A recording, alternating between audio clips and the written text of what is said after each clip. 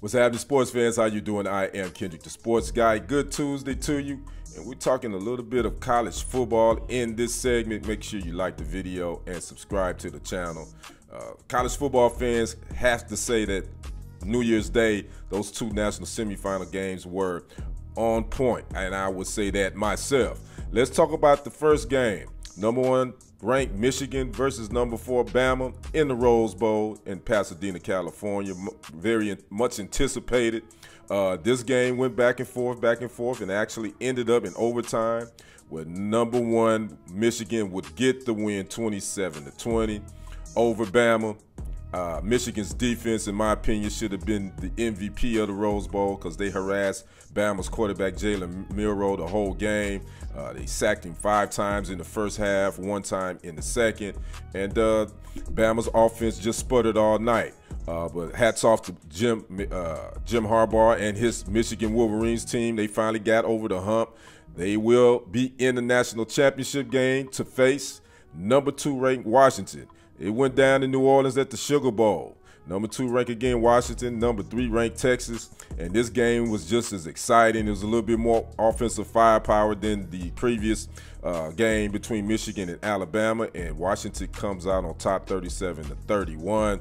Washington quarterback Michael Penix Jr. had an outstanding performance. He was 29 for 38, 430 yards, 2 TDs. Wide receiver Rome Odunze, he had 6 receptions for 125 yards, and wide receiver Jalen Pope caught 5 balls for 122 yards and 1 touchdown. Now for Texas, quarterback Quinn Ewers, was this his last game as a Longhorn? We don't know, but if it was, he went out with a solid performance, 24-43, 318 yards, 1 touchdown. Wide receiver Jatavian Sanders caught 6 balls for 675 yards, and wide receiver Jordan Whittington, 6 receptions for 75 yards. Total yards in this game, Washington 532, Texas 498. Actually, Washington won the time of possession. They held the ball for over 36 minutes. But this was a great game. But Texas had a chance. They had a shot to win this thing last play.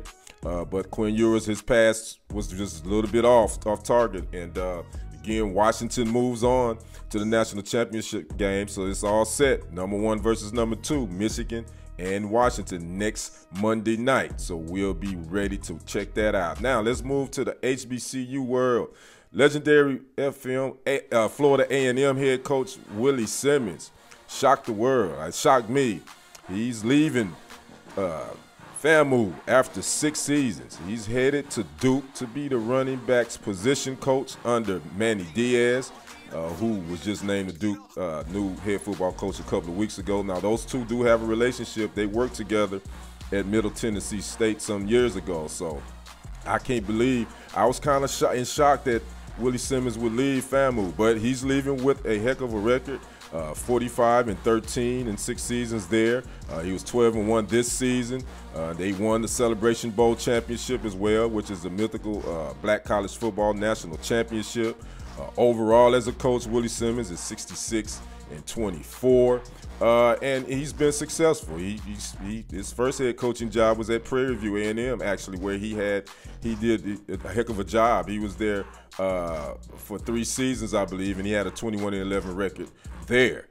So I just to lead from being a head man to now being a position coach, it baffles me. But from what I was reading, Coach Simmons wants to be a head coach at the I guess at the D1 FBS level. He hasn't had that opportunity, and this is back to the HBCU in football. I just think we got a lot of great programs at HBCU level, but for a lot of these schools, they don't have the money to keep good coaches. Let's go and just be real about it. They don't have the resources that can keep. You know, I think Coach Simmons, Florida A&M offered them and was as much money as they could, was giving them, incentives. I think like a little bit over $300,000 a season he would make if he would have stayed on with some incentives for him and his coaches. But again, when you think about that, that's at the head coaching level. That's not a lot of money. But this just shows you why I believe that HBCU will always have issues because it's not a level playing field as far as, again, resources. How can we get the resources at these schools? Well, you know, the federal government. I know that when former President Donald Jerome Trump was in the White House, he met with a lot of these HBCU presidents for a photo op about, you know, giving them more resources. But I don't think anything came of that. But so now, you know, here where we stand. You know, Coach Prime took the job at Jackson State, obviously, to get his foot in the door. Let's go and be real about it.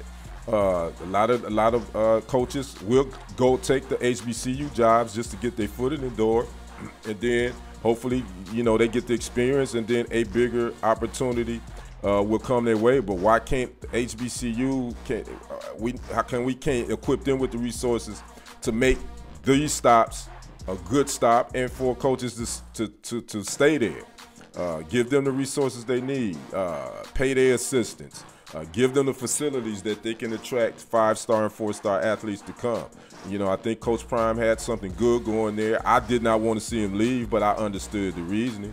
I didn't want to see Coach Simmons leave FAMU, but I get it. I didn't get him leaving to being a head coach to be a positions coach, but I guess sometimes you gotta, the way to becoming a head coach at the FBS level, you have to take whatever opportunity presents itself.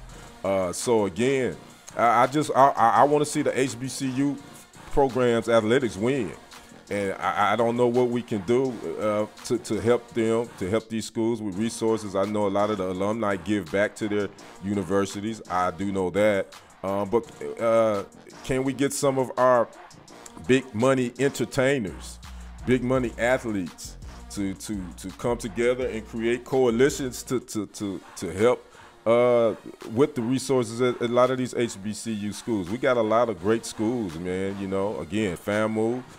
We got, you know, you got the Alabama States. You got the Southerns, Texas. Speaking of Southern, Texas Southern, they are in a bind. They looking for a head coach as well. Supposedly Fred McNair, who was at Alcorn State, was the guy that they want, but somehow the board they tiptoeing and him-hawing around.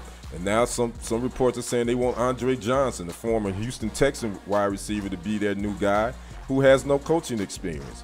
You know, Fred McNair was at Alcorn State and did a great job there. So Texas Southern now is in the limbo. So again, just the HBCU level football programs as well as the other athletic programs in HBCUs, I wish we could get them the resources and put them in a position to where coaches will stay, where these jobs are attractive and will keep good coaches.